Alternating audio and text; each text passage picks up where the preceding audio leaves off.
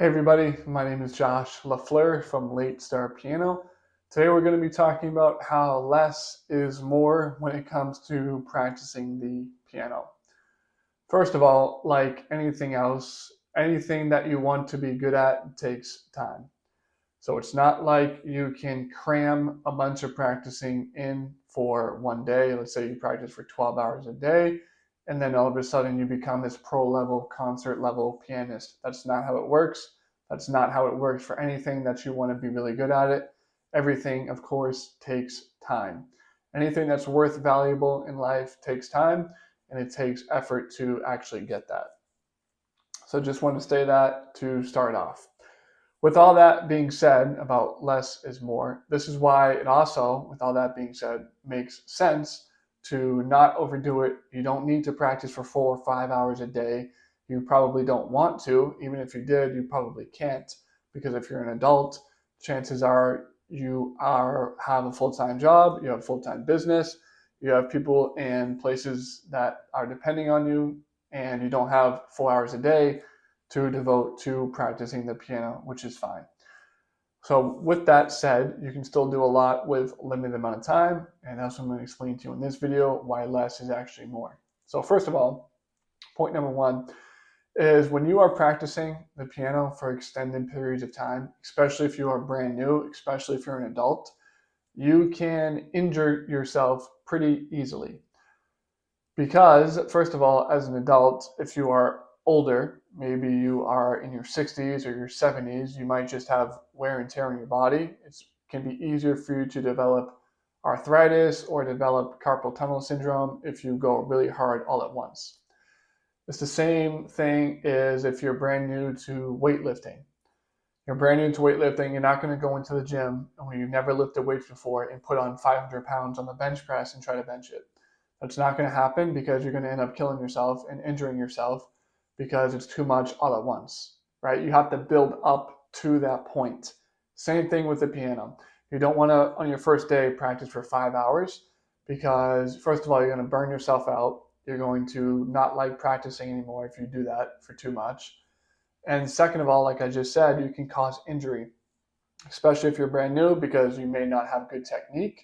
You may be super tense when you're playing up through your forearm and through your elbow. You might be slouched way over like this. And if you're slouched for hours a day, and if you're super tight in your forearms and your wrists, you can cause a lot of injuries when you do that. So that's point number one.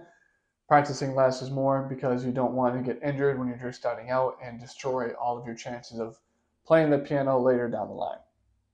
Point number two is there comes a point of diminishing returns. So there comes a point, whether you're practicing a new scale, if you're practicing some kind of arpeggio, if you're practicing some kind of chord change, if you're practicing a song, no matter what it is that you're practicing, there comes a point where you just rammed your head up against the wall for long enough and you're not going to get any better, at least for that day. So it's time to stop, it's time to put it away and move on and try it again the next day. And one of the famous composers said this. I don't know if it was Rachmaninoff or Chopin or Beethoven. Somebody said that they only practice for like 2 or 3 hours a day, which I know still sounds like a lot. But let's say for you, they only practice an hour a day. And if one of the greatest composers of all time is practicing for 2 hours a day, you can practice an hour. They wouldn't go above that because they believed in this concept of diminishing returns, where no matter how many times you banged your head up against the wall, no matter how many times you just tried to replay it and maybe change your fingering, you're not getting any better. In fact, I know when I've done this, when I've tried to bash my head up against the wall concept, I might actually be getting worse because my brain is fried. I'm getting frustrated now. I'm getting just annoyed and angry at myself. And I'm just getting bodily fatigued, physically fatigued, and mentally fatigued because I'm trying to do the same thing over and over again. And it's just not working. At that time, it's time to just stop, shut off the piano, step away from the piano, even if it's just for like 10 minutes maybe, and come back. I would suggest you just wait till the next day, but you can do it in like 10 minutes, come back, see if that helps. But there's a point of diminishing returns where you're not improving even if you are continuing to practice.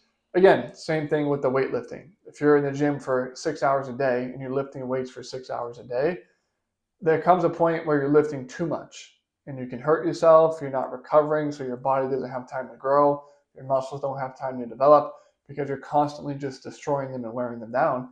You need that recovery time, which kind of leads me into point number 3 here as well, is when you are learning the piano, learning happens when you're sleeping. It's not necessarily learning right there on the spot. Like you might learn a new chord instantly. If you Google what's an E flat minor chord and you don't know what that is, it's going to tell you. And yeah, okay, you've learned that E flat minor chord, but you need to really sleep on things that you've learned, especially piano when it comes to more physical movements, because that's how muscle memory gets developed. And that's how you actually ingrain it into yourself, is when you go to sleep. So you might practice for an hour, 2 hours a day. After that, you're done, you go to sleep, your brain is replaying what you did for that day, and now it's becoming ingrained in yourself. That's why a lot of times, if you do feel like you're doing too much at once and you step away, you come back the next day, you start practicing again, you might feel like you made a huge improvement from where you were the night before, because your brain had time to recover, it had time to get rejuvenated, and it had time to actually deep dive on what you were trying to tell it before, and that's how it learns, and now you can come back and you've actually improved at the piano. Same thing, again, the same analogy with lifting weights. You want to give yourself a break. That's why professional weightlifters, they eat so much, because that's their fuel. That's how their body recovers. They sleep a lot, right? They take very good care of their bodies. When they're not lifting weights in the gym, they're recovering. They're eating, they're drinking their protein shakes, they're sleeping, they're just kind of lounging around because their bodies have been destroyed and they need time to repair that.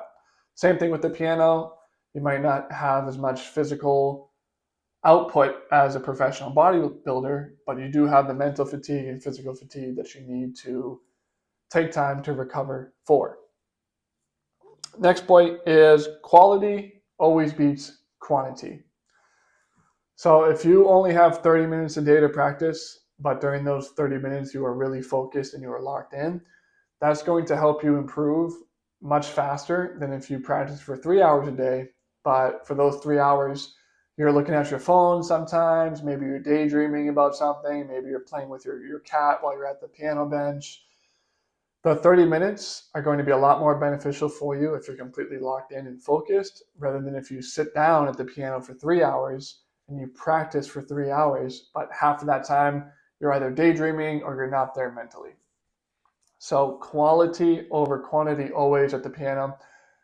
If you can only play for 10 minutes, that's fine. That's all the time that you have. Just make sure during those 10 minutes, you are completely locked in and focused, and you have 100% of your brain power is focused and locked in on whatever it is that you're working on for that day. Quality over quantity every time. Last point is the consistency. You want to just be consistent in what you do. Again, even if you're only practicing for 10 minutes a day, that's a lot better, and it's more beneficial for you to practice for 10 minutes a day every single day than to practice for 3 hours on Monday, then you don't practice again until Thursday, then you don't practice again until the following Tuesday. Even if you're practicing 3 hours a day, if you're only practicing for 1 day a week or 2 days a week, that's not nearly as good as practicing for 10 minutes a day every single day of the week. So quality over quantity and consistency over, I guess, just sheer number of hours. You want to keep coming back to it again because this all ties in together. You want to give your brain a break. You want to give your brain that rest period so that it can really understand and ingrain in what you're doing.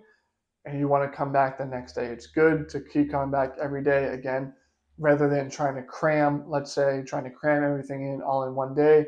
You do 4 hours a day and then you don't touch the piano again for days later. That's not nearly as good. Okay. So again, this is all me explaining to you why less is more when playing the piano. So just to recap, why less is more. You can overdo it, especially in the beginning. If you don't have good technique, you can overdo it and you can actually cause injury to yourself. Point number 2 is there is a point of diminishing returns where you just keep bashing your head up against the wall, but it's not doing anything for you. It's time to take a break. Point number 3, when you're sleeping, that's really when you're learning. It's not when you're sitting down at the piano. It's when you're actually sleeping. that's when the information, the muscle memory gets ingrained in you, so you can come out the next day and actually see some improvement. Point number 4 is quality over quantity. So when you're practicing, make sure you're practicing. Don't be doing anything else. Don't get distracted. And how do you avoid that distraction is you focus. Find the focus on what you're working on. Everything else will get eliminated automatically. Point number 5, again, consistency is key. Practicing for more days per week for less time is much better than practicing for more hours in a day for less days a week. Always opt for the more days if you have to choose between the two. If all that helps, again, I do have a free PDF specifically designed for the adult beginner piano players. This PDF, this free guide, is going to help you, give you the 34 essential tips that you need to know so that you can learn songs faster, you can practice more efficiently, and you can improve better and faster at the piano. Again, it's completely free. All you have to do is go to www.latestartpiano.com, click on that big bright purple button in the middle of the page, put in your name and your email address, and you'll have instant access to this guide.